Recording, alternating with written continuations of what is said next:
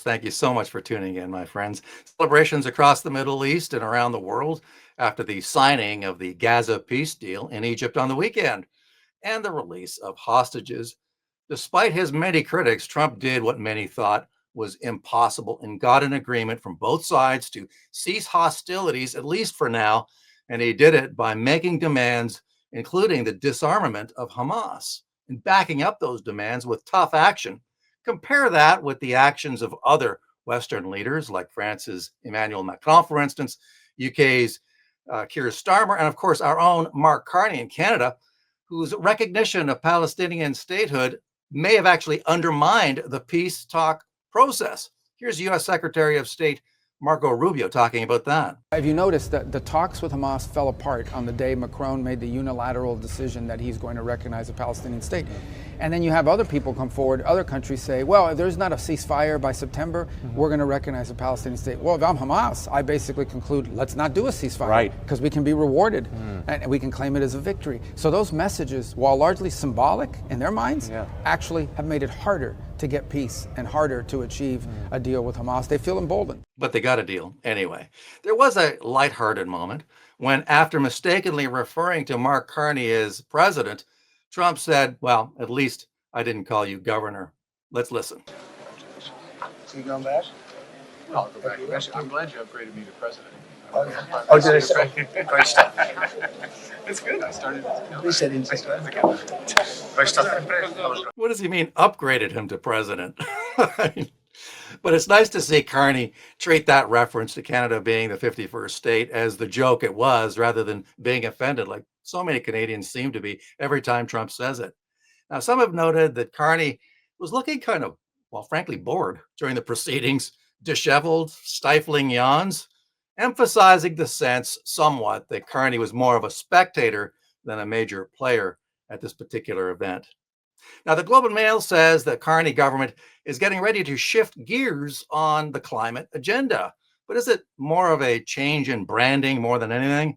Pushing the idea that Canada will become more competitive by pushing its industries to lower their emissions. Carney touched on this last week when he was asked whether he would be willing to repeal two particularly onerous and contentious measures that are preventing the expansion of Canada's energy sector. Let's listen. Are you at all considering repealing either the tanker ban or the emissions cap, yes or no? In order to satisfy all those conditions, it depends on what's done.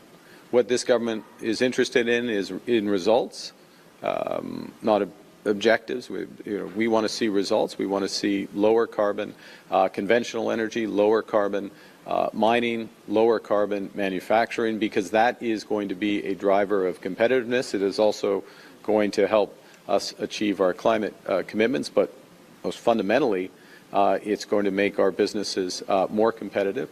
It is absolutely clear. All our discussions with proponents, all our discussions with the province of Alberta, for example, include material carbon capture and storage alongside conventional energy projects. These are very constructive discussions. They're very focused on outcomes, as I say, both from the province of Alberta, Premier Smith herself, myself and our government, and we're working to move that forward at pace. So as you heard there, Carney thinks that Canada can become more competitive by driving its carbon emissions lower. Is there any actual proof of that, or did they just make it up? I mean, for one thing, Canada's emissions are already lower than many oil-producing nations. For another, countries like Japan and Germany have already lined up, cash in hand, asking for LNG, but we're told that there was no business case for selling them LNG. That turned out to be completely wrong. I mean, again, what proof does the government have that countries would be lining up for our industrial products if they were produced with a lower carbon output than the competition? Here's an excerpt from the Globe and Mail column from today. As for the meaning of climate competitiveness, which may seem abstract to most Canadians, it broadly appears to be twofold. In part, it refers to getting existing Canadian industries to offer relatively low carbon versions of their products, which other markets may increasingly value. Most prominently and contentiously, that includes carbon capture investments for the fossil fuel sector. Again, let's see the evidence, Mark Carney.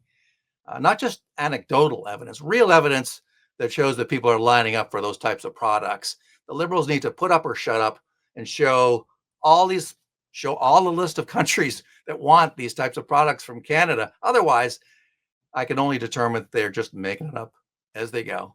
John Robson, who is a journalist, historian, and documentary filmmaker. John's latest documentary is called In the Dark. It explores the harsh realities of energy poverty in the West African nation of Senegal. In fact, the documentary will be having a screening tonight in Calgary. Details will be available in the posting in the description below. Let's have a look now at a clip from that documentary. The statue shows these Africans escaping from things that are trying to hold them back. And unfortunately, one of those now is a new green kind of imperialism in which do-gooders in Western countries are working very hard to deny Africans the ability to develop the energy resources that will make a true, indigenous, lasting, and meaningful renaissance possible on this continent. And we're here to tell you about that. Well, John Robson, welcome to the show. Appreciate you joining us today. Talk a little bit about, it must have been arduous making a documentary like this, a lot of work. Talk a little bit about the process, if you wouldn't mind. It certainly was an interesting adventure. I mean, one of the issues, and we didn't really know going in, is what the infrastructure in Senegal would be like. And in fact, not surprisingly, in a couple of major urban centers on the coast, it's pretty good. But further inland, it's absolutely hopeless. Something like half the population has quite literally no access to electricity. And of course, they don't have blacktop highways and so forth. So, and you were never sure if anything was going to work. But it was, even the difficulties were very revealing of the kind of conditions under which people are living, not just in Senegal, of course, but in a great deal of what we call the third world, particularly in Africa. And so much of it comes down to the fact that they don't have reliable energy. There isn't machinery. So much of the labor is done by hand. There isn't power in the hospitals, if that's the right word for them. And there aren't schools with working lights and air conditioning. And so this perpetuates this cycle of poverty and indeed, in many cases, of hopelessness. And it's just so cruel that so many Western environmentalists who take absolutely for granted all the amenities that come with a very high standard of living powered by reliable, affordable energy would casually condemn these people to continue to live in those circumstances without, in most cases, ever having gone and looked at the consequences of what they're doing. Yeah, I'm reminded, if you go back to Barack Obama's time in office, where he would talk about climate change to the African people. Like you can't have, refrigeration, and you can't have air conditioning here. You can't have cars and, all these other toys because climate change.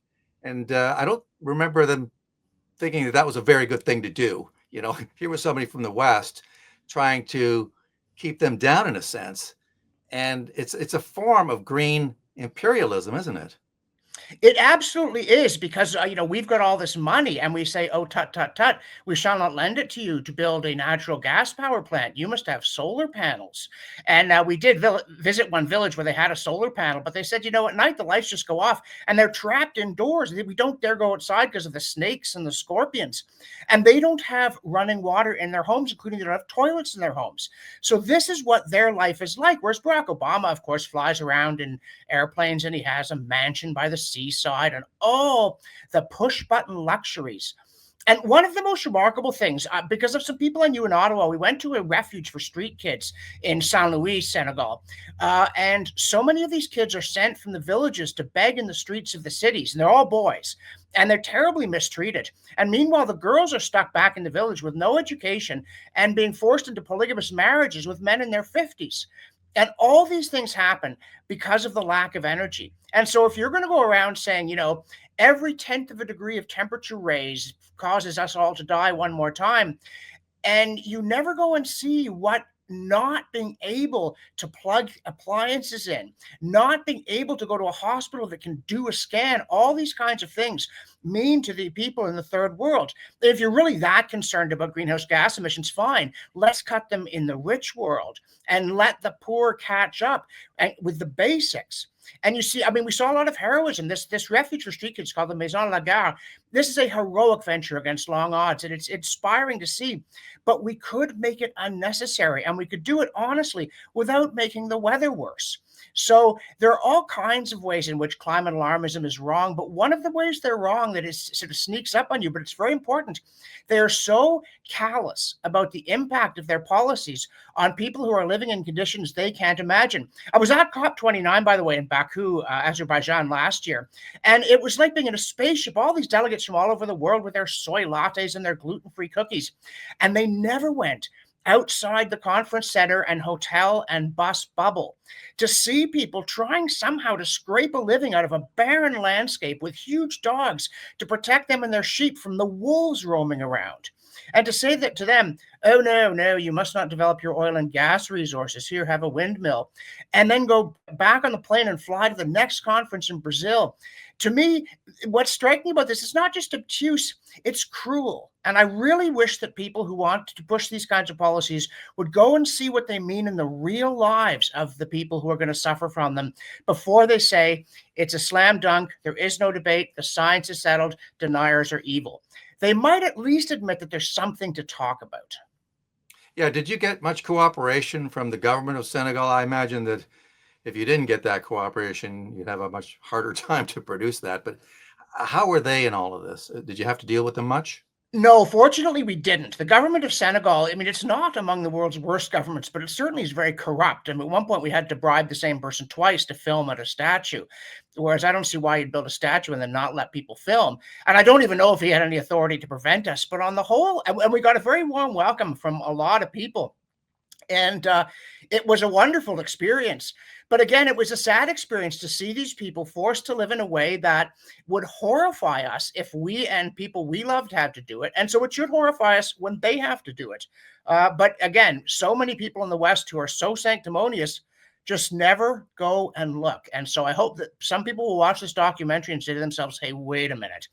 These are real people with real lives. Even there's this remarkable woman, Magatte Wade, who played a large role in our being able to get to Senegal and then get around and see people. And she's not only started a factory in a village in Senegal called Mecca, she's started a school in her home there. And she tells the story in the documentary about the decision to get air conditioning. And they were worried about it. Partly it would put a lot of strain on the grid in Mecca, but the other problem was, what if the kids get used to it at school and then they can't sleep at home because it's so hot? But finally, her teacher staff and her husband persuaded her, we've just got to do this.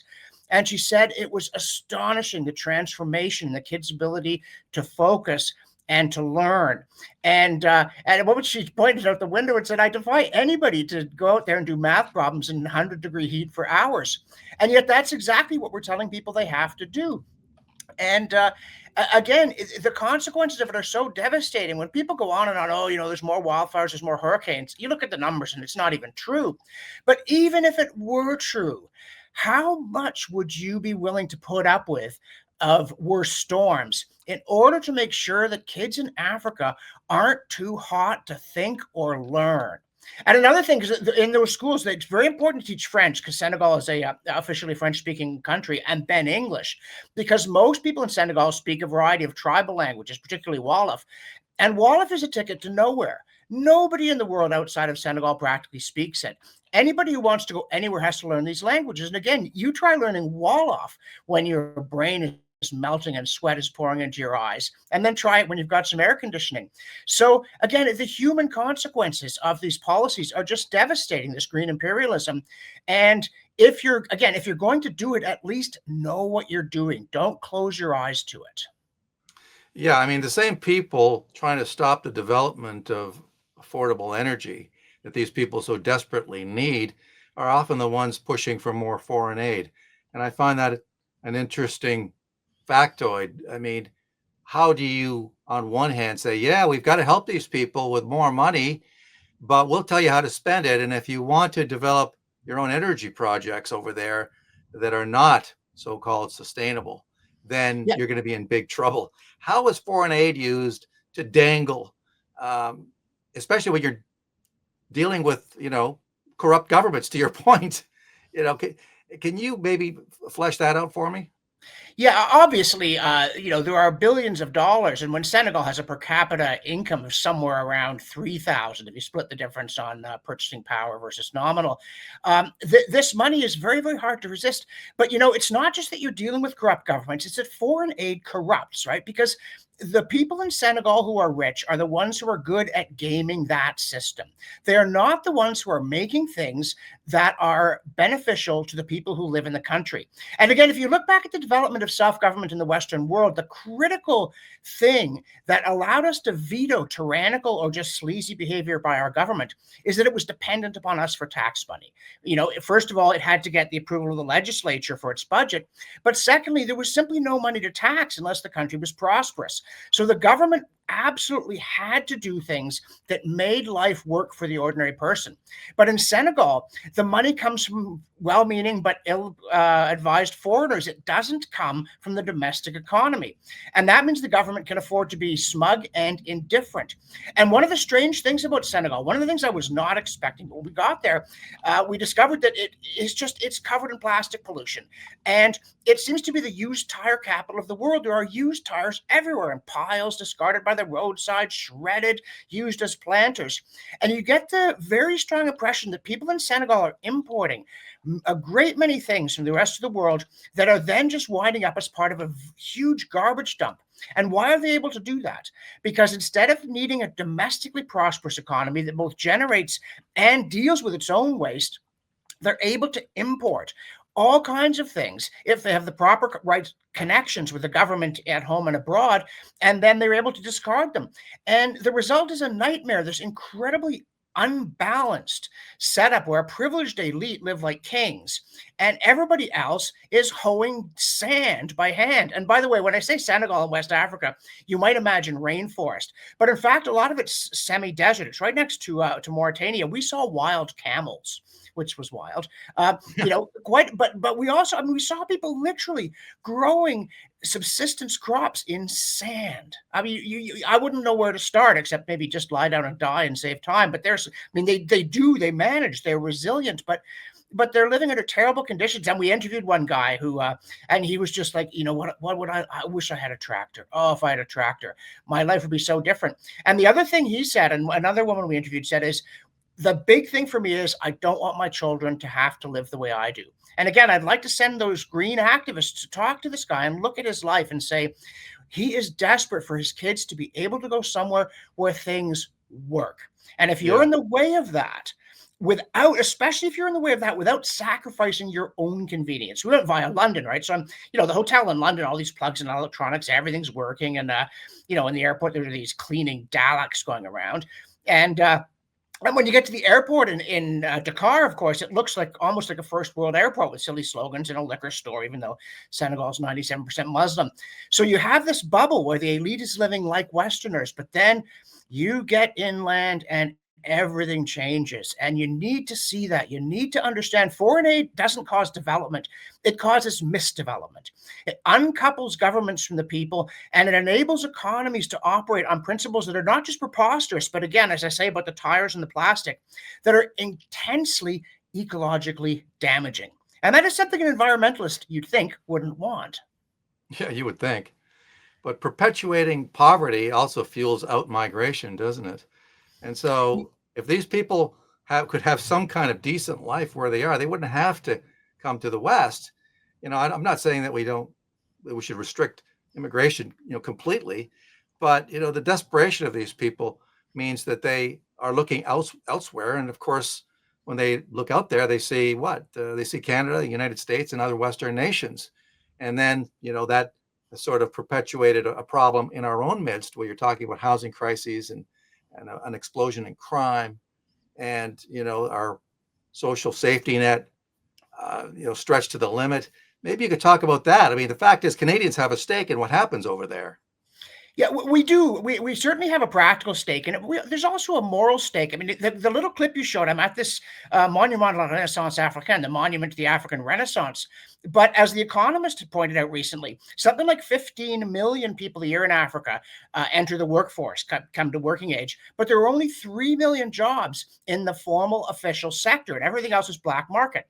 So what kind of renaissance are you going to have in Africa when the best, the brightest, and the most energetic have to leave if they want to do stuff we take for granted, like maybe save some money, own a home, be able to support a family, build a career, become a functioning and useful member of the community, and give something back if you have to leave? Even I mentioned Magatte Wade earlier, and part of her life story is that when she was just a very small child, her parents made that decision. They left for Germany and left her with her grandmother, and cooking over wood fires and things like that.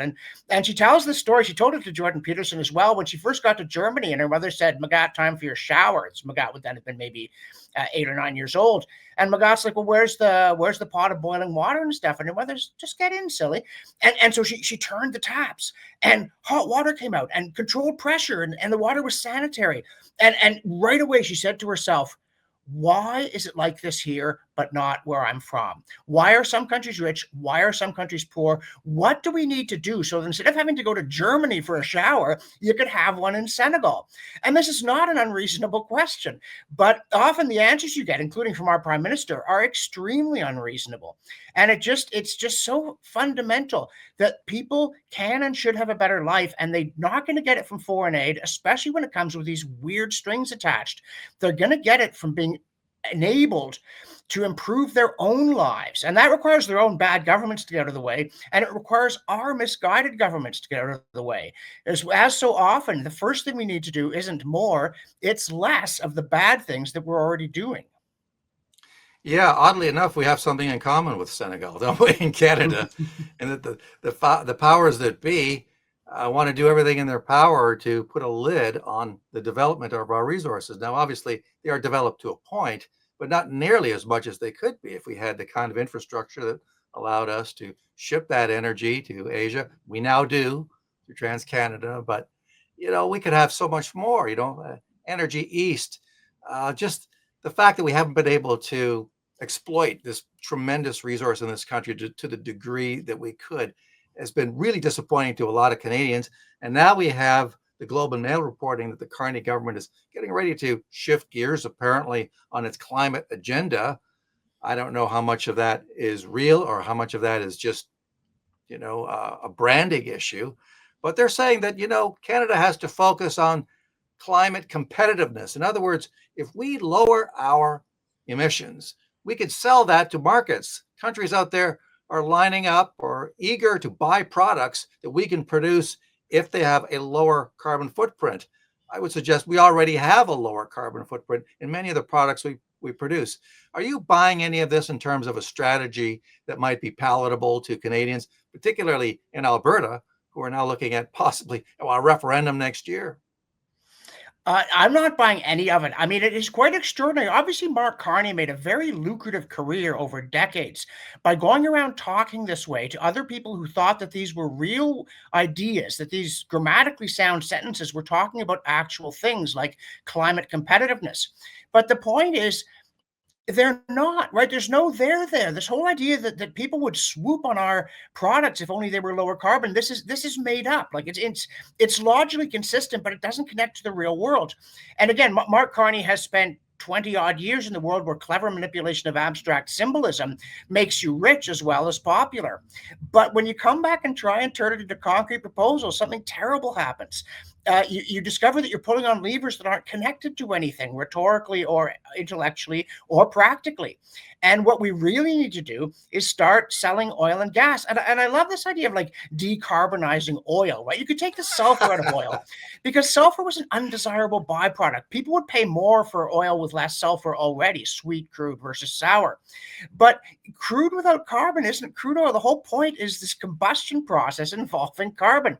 And this carbon capture and storage, a lot of people are like, oh, that's a great idea, because they don't want to fight on the science. They're like, yeah, we will take this invisible gas that's good for plants and is suddenly some people are calling it pollution and saying it's burning up the planet on very scanty evidence, and we'll stuff it into a hole in the ground and hope it never comes back out. Like this is Gulliver's Travels level of stupidity. But again, and you find some people like Danielle Smith too. I mean, I remember arguing this with her, and she said, "John, we lost the debate years ago." And Danielle, you never had the debate. You literally never stood up and said, "I'm not convinced that the science or so-called science on climate change is persuasive." And so I call it rallying around the white flag. The defenders of Canada's energy industry too often are worse for it than the attackers. But Mark Carney is he's lost in space, right? The stuff he's talking about isn't there. One of the things Adam Radwanski said, that the new strategy might contain a tacit admission that we weren't going to meet our greenhouse gas targets. Like, what's a tacit admission? That's where you say something by not saying it. Even that's a contradiction in terms. You either say no, we're not, or else you don't say it. And of course, we're not meeting our targets. Our environment commissioner just said that we have the worst record in the G7 on that. So we've had endless blathering.